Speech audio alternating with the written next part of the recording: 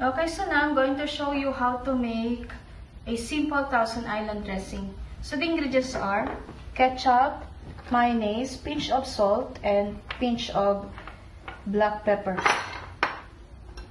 Okay, for the procedure, we just have to combine equal parts or equal amount of mayonnaise and ketchup.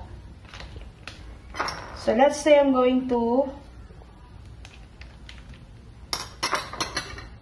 mix at least 2 tablespoons of mayonnaise.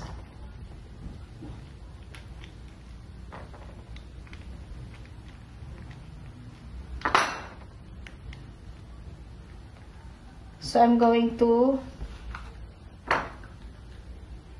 add equal amount, so at least 2 tablespoons of ketchup as well.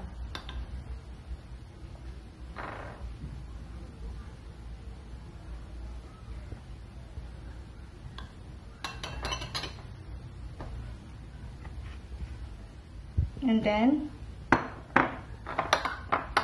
combine, mix thoroughly.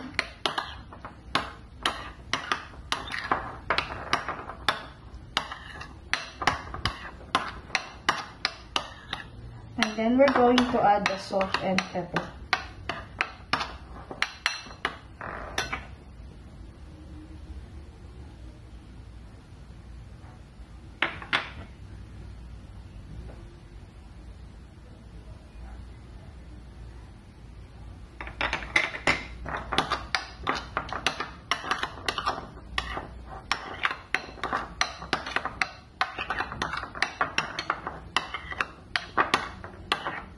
And then we're going to transfer this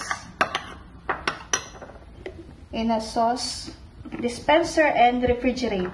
So we can store this up to 3 to 5 days only since it has mayonnaise.